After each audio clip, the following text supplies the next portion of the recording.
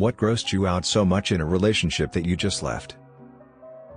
When I walked in on her in my bathroom after sex and she was attempting to empty the condom into her vagina. Suddenly the adorable after-sex ritual of her removing the condom and returning with a warm washcloth while I laid in bed made sense. Her laying on her back with her feet up on the bathroom counter trying to defend her actions really changed my impression of her. Dodged a bullet and dumped her the day she got her period. Met a really cool girl at a party. Pretty, smart and funny.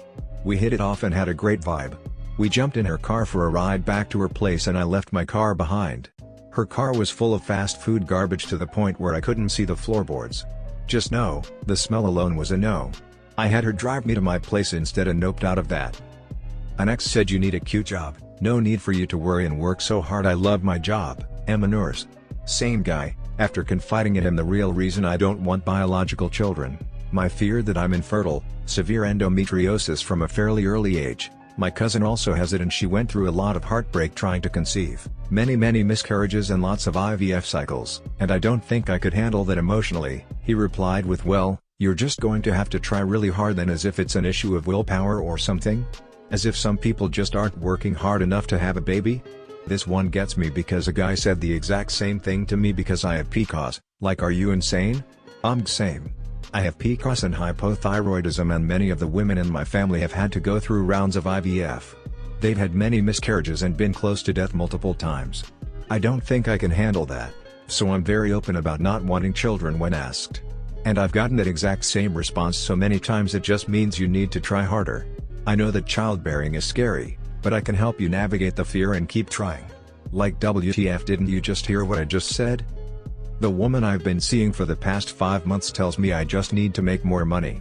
I tried to tell her like look, I went from being a horrible drug addict and not being able to hold a job to holding this job, clean, and having a little money in the bank plus all my bills are paid on time, and I love my job.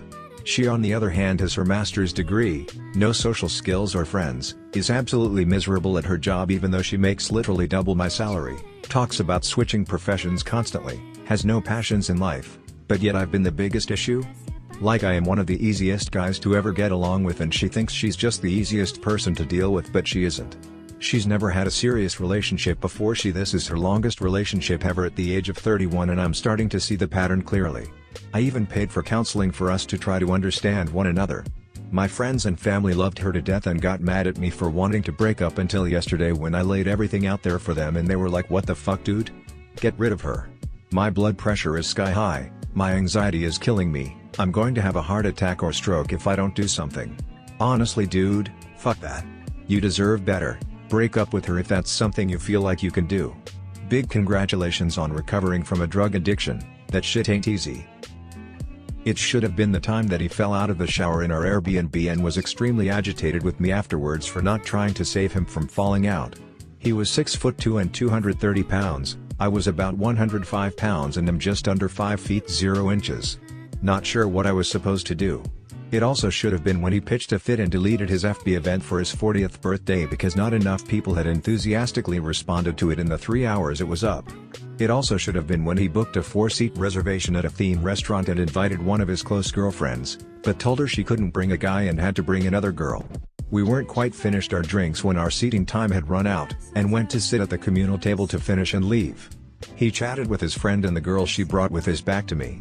He didn't even notice when I messaged him a picture of the back of his shirt because I was trying to make a point. What it was being on vacation with him and having him sneer at me for tipping too much, $5 Canadian to his suggestion of 50 cents. You're going to skew the economy here, this is why you live paycheck to paycheck. Dude literally lost any glamour charm on him at that moment and looked like nothing but a slimy human lizard freak after that. Never been more repulsed and I'm still not quite over how disgusted I am with myself for dating him even a few years later. Oh, I have one of these too. It should have been when he got mad that I didn't cook the chicken like his mom did. He also used to say that cooking was my job. It should have been when he gave me the silent treatment for a week because I got home 30 minutes later. It should have been when he stopped brushing his teeth and they started turning black around the gums and I could smell his breath from the other side of the couch. It should have been when he sexted with his best friend for weeks but got mad at me because I found out. Same friend he wanted to have a threesome with, and insisted on for years. It should have been when he started playing a game with me called Let's See How Long You Can Be Quiet For. It should have been when he spent our anniversary weekend with his work friends after he refused to travel with me anywhere for 5 years. It should have been when I saw him eating his boogers at 26 years old. He ended up breaking up with me in the middle of the street and I moved on so fast. By the end of it I felt so repulsed by him that I really didn't care. Annoyingly turning away in bed. Because I was crying. Due to the pain of my kidney infection. For which I later had to go to the hospital for because, it was a kidney infection. Nah man, I don't understand how people can be annoyed about their loved one's acute pain instead of alarmed. I got out of that relationship pretty quick after that. My now BF oftentimes cares more of my health than I do and tells me to go to the doctors if I have pain. I hate this so much. I was with a guy who literally got mad at me for having period pain when I warned him from the beginning I get severe pain. He literally yelled at me for inconveniencing him. I was with a guy who, every single month when I got my period, would angrily complain about how gross it was and how poor him had to go without sex until it was over. And it was the exact same level of anger and resentment every single month, about a recurring biological fact of life that I had no control over. This girl had like 5 cats and at one point she let them just cockeye everywhere. Bro, this stuff stunk up her whole house, but she would just work and continue living like nothing was wrong. I spent 3 hours cleaning up shit and vacuuming up cat hair for her to just smile and thank me and then just go about her day.